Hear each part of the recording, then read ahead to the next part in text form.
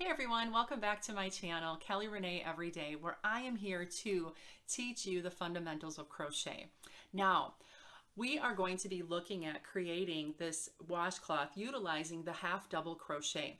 Now I've broken this into 5 parts, and the first part is this video right here, where we're going to be learning to put the yarn on our hook with the slip knot.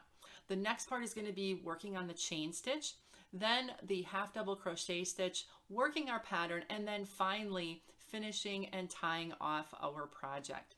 So I will link those videos down below. Now in the meantime, if you're finding that you're liking what you're seeing here, please like this video as well as subscribe to my channel. I'd love for you to be part of my community. Okay, let's get into things.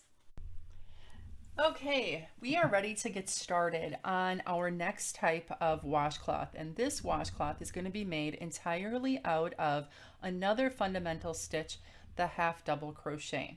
Now the supplies that we're going to need to get together before we get started are going to be a 5mm hook, a darning or a yarn needle, an eye large enough to get yarn through, a scissors, and then we also need 100% cotton yarn. The yarn that I like to use is the Sugar and Cream made by Lily. And in this particular case, this is a solid color. Now this comes in like 2 different sizes, and they're readily available at a lot of different craft stores such as Michael's, Hobby Lobby, Joann Fabrics and such. And even though these look very similar, you can really kind of tell they're a little bit different in size. The multi-colors are a little bit smaller than the solid colors. I can get 2 full washcloths out of a solid color and not quite 2 out of a multicolor. So you're going to need, if you want more than 1 of the multicolor, you're going to want to get a couple balls of this. I can get 3 out of 2 balls.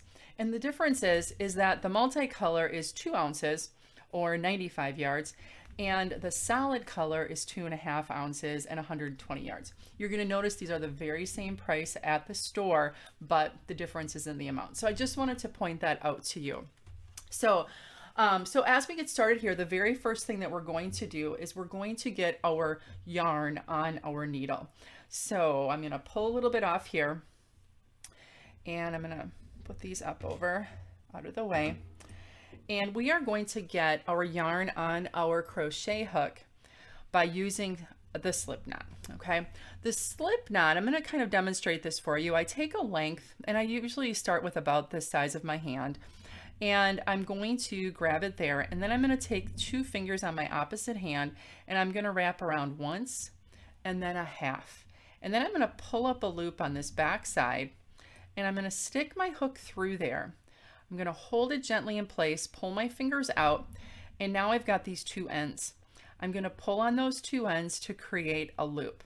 Then I'm going to take this free end and I'm going to pull it further and snug it up so that my loop is now around the largest part of my barrel on my hook. Okay, and I've got it on, I've got the yarn on my hook. So let's try that again.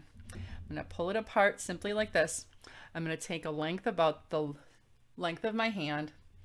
I'm going to grab, I'm going to go around 1.5 times, pull up that little loop in the back here, stick my hook through, hold in place, pull on the 2 tails, and then I'm going to snug up with my free end here. One more time. There we go. Pull it apart. Go around 1.5, pull up the loop, stick my hook in, pull on the tails, and then snug up with that free end. Okay, practice that a couple more times, and you're going to notice that there is going to be a video up in the corner here. Click on that video for part 2, which is going to start our chain stitches. See you in a bit.